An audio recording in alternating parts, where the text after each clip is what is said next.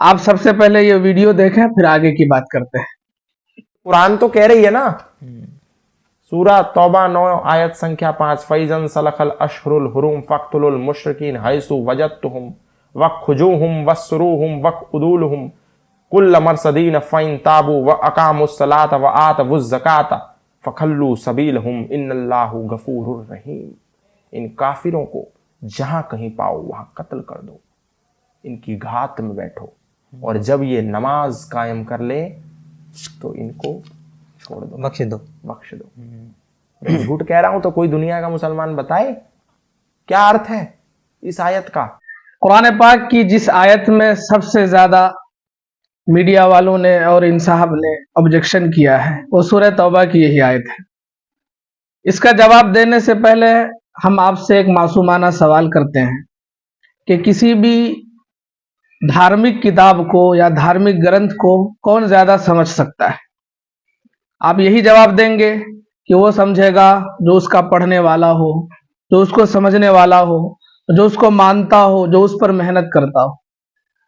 अब कोई 2-3 आयतें याद करके यह समझे कि हम कुरान के सबसे बड़े ज्ञानी हैं तो आप उसको पागल समझेंगे।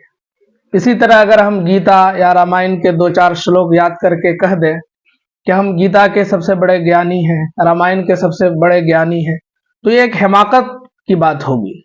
बिल्कुल इसी तरह कुरान पाक को भी सबसे ज्यादा वही लोग समझ सकते हैं जो इसको मानने वाले हैं। अब तक तो किसी ने इस आयत का यह मतलब नहीं समझा कि काफिरों को जहां पाओ मार डालो, न किसी मुफस्सिर ने, न किसी आलिम ने, न किसी मुस्लिम हुक्मरान ने।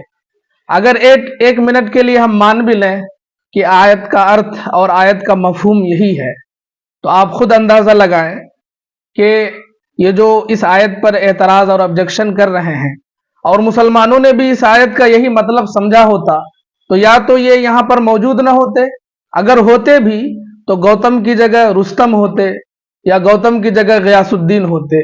इस शक्ल में और इस ढांचे में रह ही नहीं सकते।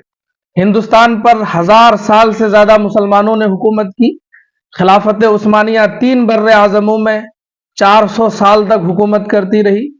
हजरत उमर 22,51,030 मुरब्बा मील पर हुकूमत करते रहे। अगर वो चाहते तो सबको इसी तरह जबरन मुसलमान कर लेते या सबको मार डालते, कौन उनको रोक सकता था? पर्सनल लॉ और क्रिमिनल लॉ सारे उन्हीं के इख्तियार में थे, कोई उनको पूछ नहीं सकता था। तो पता चला कि आयत का यह अर्थ और यह मफहूम नहीं है। कुरान क्या, किसी भी किताब को आप ले लीजिए, किसी इंसान की बात को ले लीजिए, अगर कॉन्टेक्स्ट से हटाकर, बैकग्राउंड को हटाकर, पसे मंजर को हटाकर आप बात करेंगे तो मफहूम और अर्थ गलत होगा ही। हर बात का एक कॉन्टेक्स्ट होता है, उसका एक बैकग्राउंड होता है। फॉर एग्जाम्पल, इंडिया और चाइना में लड़ाई हो रही है। अब इंडियन आर्मी ने ऐलान किया कि जो भी चाइनीज मिले उसको मार डालो मैदान जंग में, मतलब जो भी उसके फौजी मिले। तो क्या इसका मतलब यह समझा जाएगा कि जितने चाइनीज जहां मिले, जब मिले उनको मार डालो, या यहाँ के लोग तमाम चाइना के रहने वालों को मारना शुरू कर दें? नहीं, आप यही कहेंगे कि इस हुक्म का मतलब यह है कि जब तक जंग रहेगी या जो लड़ने वाले हैं आर्मी उनको मारेगी। यह हुक्म सिर्फ लड़ने वालों के लिए है, आम सिविलियंस के लिए नहीं है। इसी तरह इस आयत का भी एक कॉन्टेक्स्ट है, एक बैकग्राउंड है, एक इसका पस मंजर है। मुशरिकों से मुसलमानों का एक मुआहदा था, एक कॉन्ट्रैक्ट था।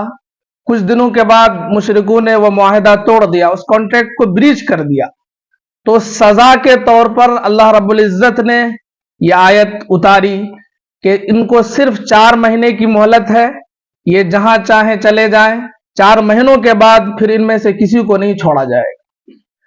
ये तो बहुत बड़ी खयानत है और बेट्रियल है कि किसी की बात को आउट ऑफ कॉन्टेक्स्ट बयान करके लोगों में गलत फहमियां और मिसअंडरस्टैंडिंग्स फैलाई जाएं। ये बहुत बड़ी खयानत।